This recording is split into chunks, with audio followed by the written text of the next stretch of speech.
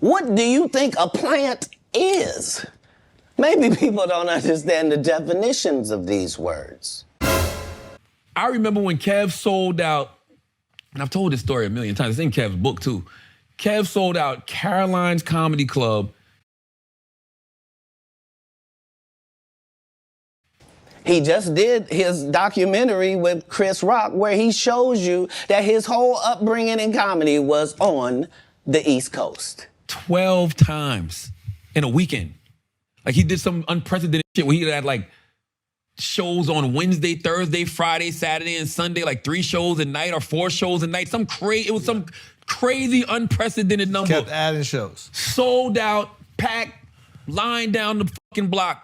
In 15 years in Hollywood, no one in Hollywood has a memory of going to a sold-out Kevin Hart show, there being a line for him ever getting a standing ovation at any comedy club. He already had his deals when he got here. Have we heard of a comedian that came to L.A. and in his first year in L.A. he had his own sitcom on network television and had his own movie called Soul Plane that he was leading? No, we've never heard of that before that person or since that person. What do you think a plant is? Maybe people don't understand the definitions of these words. He just did his documentary with Chris Rock where he shows you that his whole upbringing in comedy was on the East Coast. Yeah, it was. So how simultaneously was he here in Los Angeles doing the same thing? It did happen. We watched. Now I want y'all to understand, man. What Katt is talking about is how Kevin blew up on the West Coast. How everything he ever did in comedy as a comedian coming up was on the East Coast. So how did he just show up in Hollywood and get these shows and get all of these things? Now I want you to listen to Charlemagne, the goddess, tell you all of these things that are going to verify and validate what Katt just said. And we'll break them down as we go. Kev. Yeah. Sitcom not be successful. We watched Kev's Soul Plane not do well.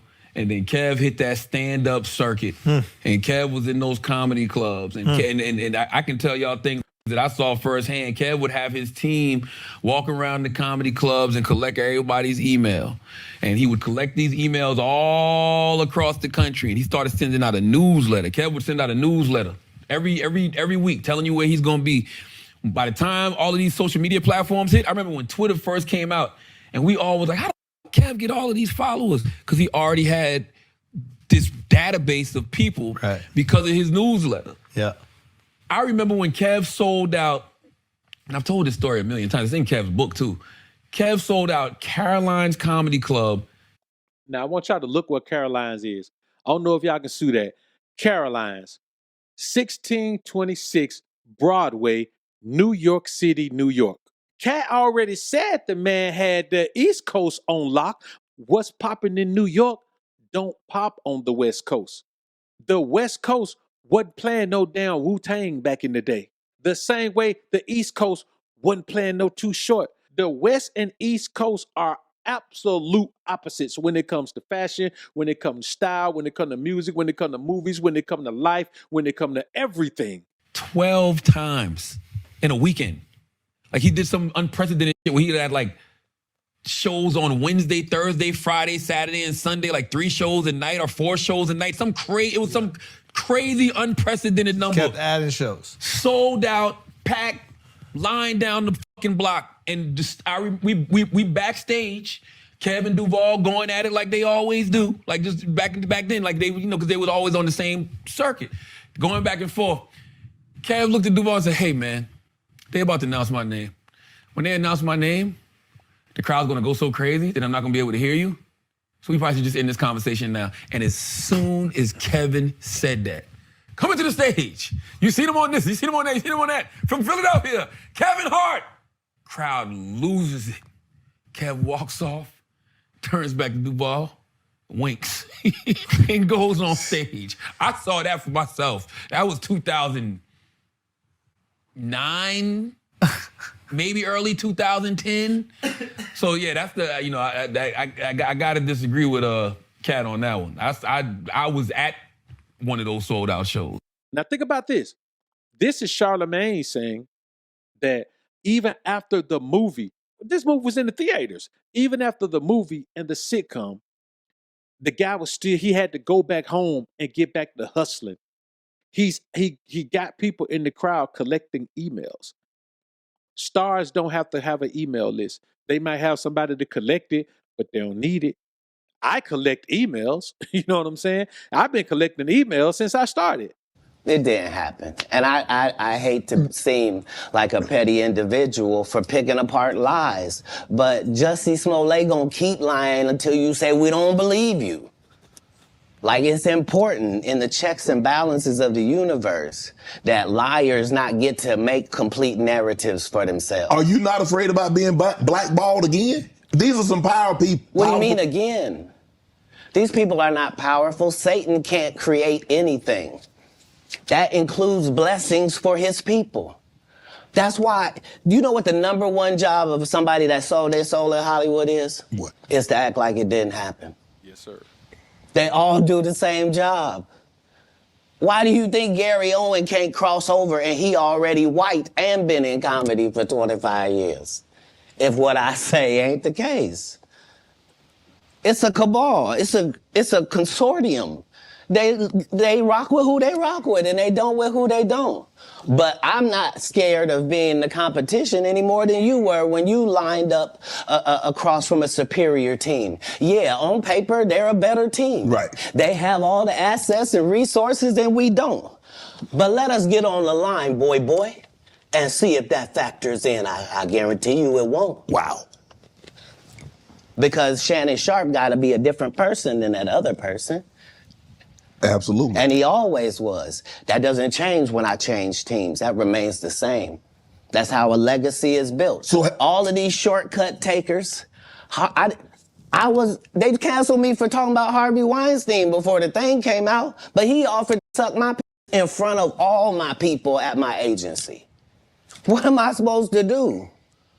He did all of that. I'm thinking I'm the only black person on the script. I get there, there's 3 other black guys on there. Woo. Huh. So you wonder what they did to get there. I told him no. What y'all do?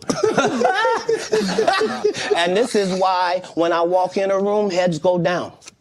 Real pleasure was never meant to come from a woman. Listen, I'm going to say that again. Real pleasure was never meant to come from a woman. Women give men pleasure, but real pleasure comes from creative thinking and then seeing what you think come into reality by the work of your hands. That's real pleasure. I say this all of the time. And you know what we get from everyone else over here in the alpha sphere? We get, if you was alpha, you wouldn't have to say you was alpha. that's because these guys aren't alpha. Some of them are starting to become that way. Some of them are starting to understand what that means to take control of your life and build the life that you want. See, there's a thrill that comes from starting from ground zero with a dream, with a vision, with something that no one else believes you can do, with something that others wouldn't even try. And you take that first step, nothing. Second step, third step, fourth step, you take 10 steps, nothing. The world is looking at you saying, hey, you should have just got a job. You mean tell me you left that good job for this? You mean tell me you did this? You mean tell me see, it's easy to leave something for something. It takes a strong-willed man to leave something for nothing but a dream, an effort and energy to see it through to the end.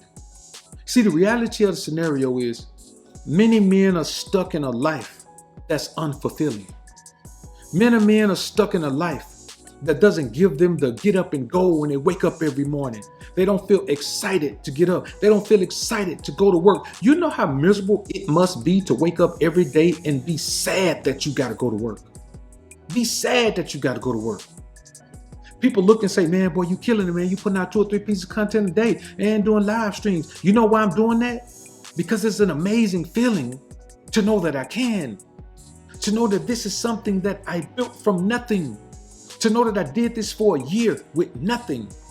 To know that I did this for a year and a half with a little bit. To know that I did this for 2 years with a little bit more.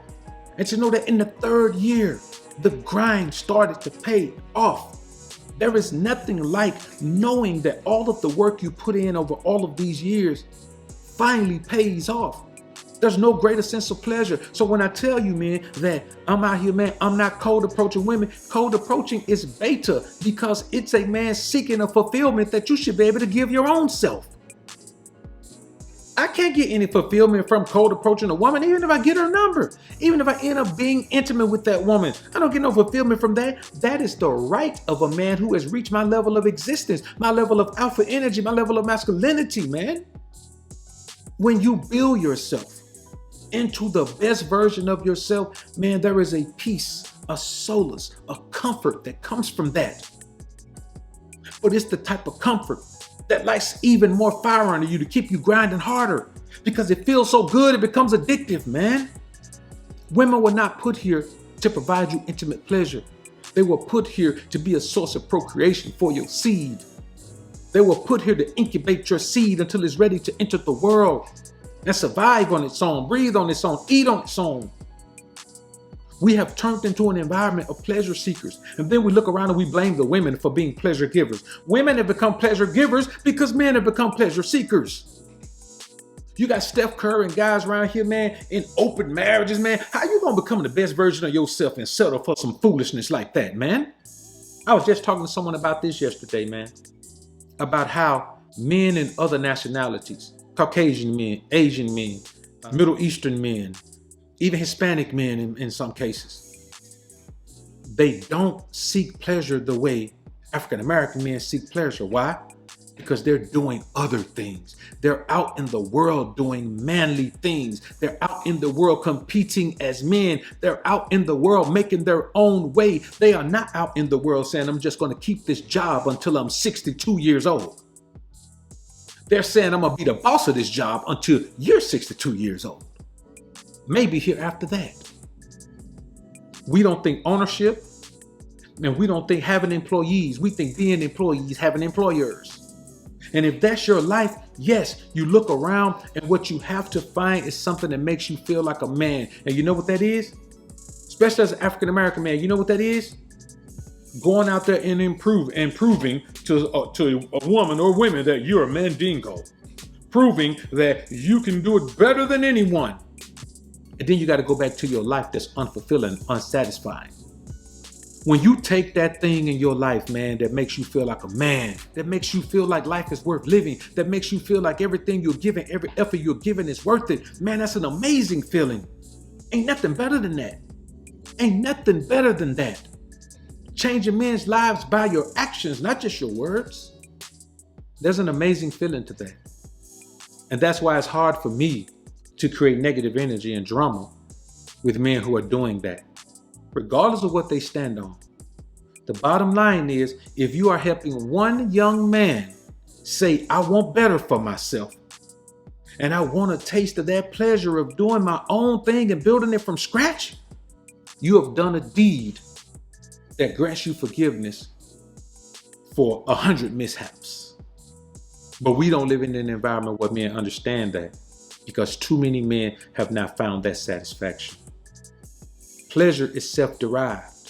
Self-value is self-derived. Self-worth is self-derived.